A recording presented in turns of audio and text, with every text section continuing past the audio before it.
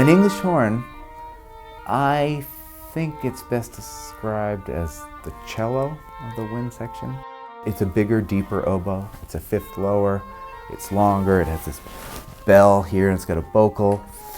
And it's usually employed in symphonic music or opera whenever anything tragic or sad, or it's very, people often refer to it as the anguish horn.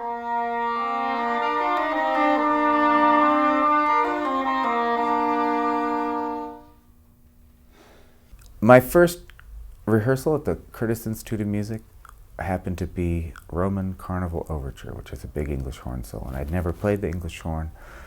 The librarian handed me the school instrument, and inside there was a box of 3 reeds that were probably older than I was at the time.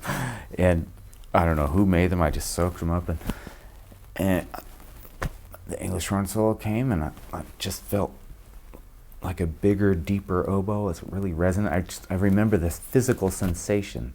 It was very pleasurable, and just, I felt very free on the instrument.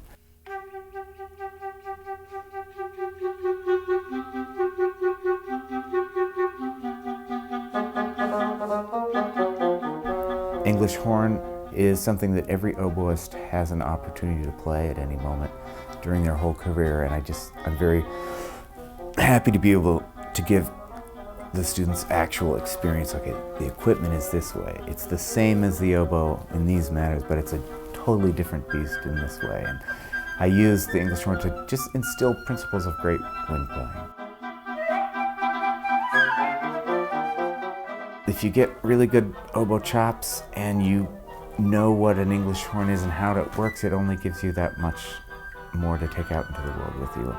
And the other thing about Oberlin, it's great. You can study Baroque oboe here. There's a long tradition of that. There's oboe d'amore. We have a bass oboe in the studio. So it's a place where you can become a very complete professional oboist by the time you leave. I'm a member of the Cleveland Orchestra, where I'm the solo English horn player there. And before that, I was at the Metropolitan Opera for 4 years, playing oboe and solo English horn. Before that, the Cincinnati Symphony. When I moved to New York, I was freelancing, playing music, spending summers at Marlborough Festival, playing with various Orpheus, St. Luke's, those sorts of groups in New York. And I got an MFA at Columbia University in the writing division there in poetry. It sort of unlocked music for me, thinking about music and language and the connections there. And now to be at an institution where both of those things are valued, and I'm surrounded by students who have the temperament of both Conservatory and liberal art. It's very rewarding for me in that way to be here.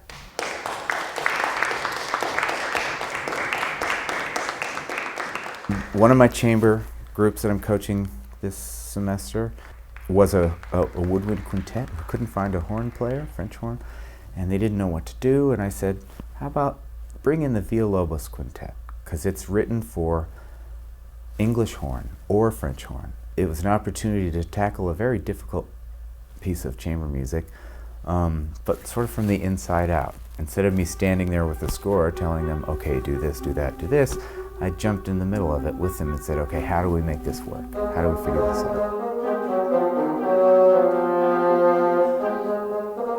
When I was in my early 20s, I came to Oberlin for a weekend. It held an allure for me, and I met James Caldwell that weekend and just sort of soaked up the culture of the place.